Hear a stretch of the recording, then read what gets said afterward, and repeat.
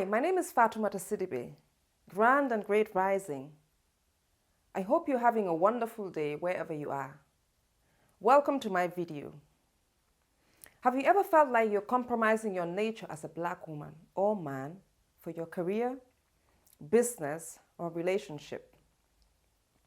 What I mean by this is, have you ever had to change your appearance to look more quote-unquote mainstream?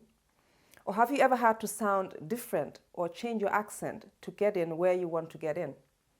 It's called toning down your blackness.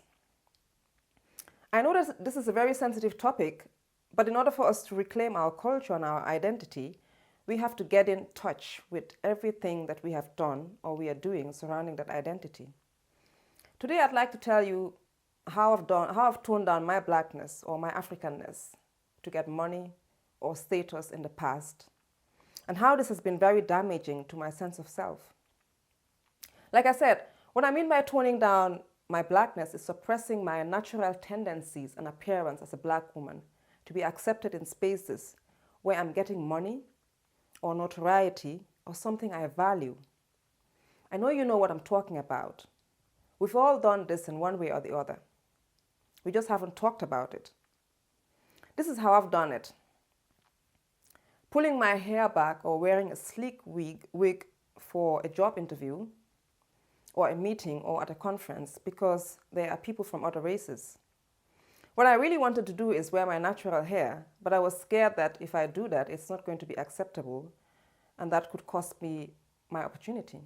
The other one is trying to sound like a proper English woman in job interviews and other official spaces. But when I'm with my family and friends, I speak loudly and I'm very animated. But I'm scared that if I speak the way I naturally talk, I'll lose this opportunity too. What about this other one?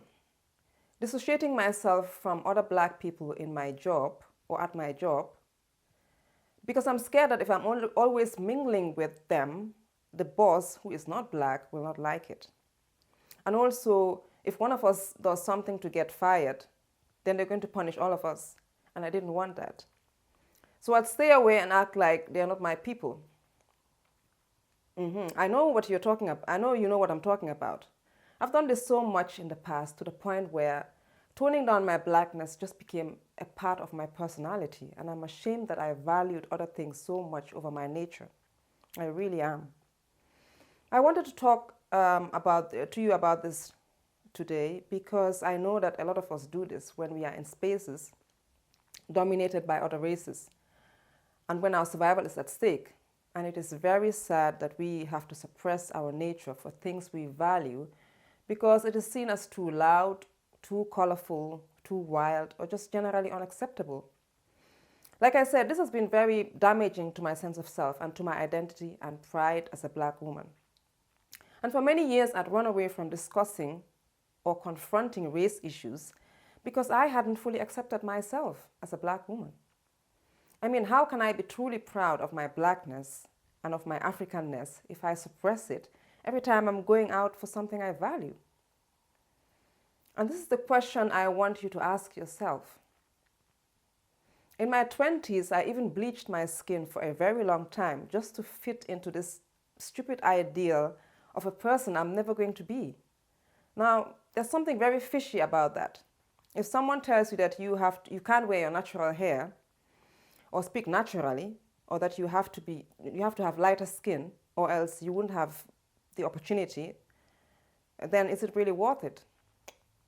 Either you need to change your values or you need to change that job.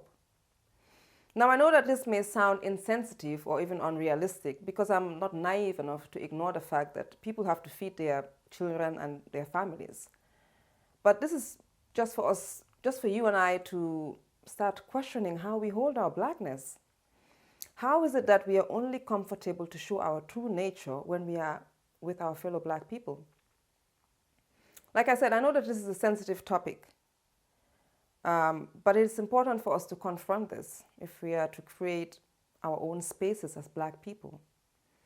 As a black woman, it's easy for me to talk about Pan-Africanism, Black Lives Matter, supporting black businesses, and being pro-black. But I cannot truly be for all that if I haven't fully accepted my nature as a black woman and neither can you. You can't be split within yourself and campaign for unity. It doesn't work like that. So it's time we create a safe space to discuss things like this, because this is very fundamental if we want to unite. So if you can relate to this video, please share how and where you have toned down your blackness and why. Also share whether it bothers you or not. I hope this has given you some food for thought, as it has given me. Please don't forget to like and subscribe my video so that you can get notifications of when the next one is aired. Thank you so much for watching, and I'll see you on the next one.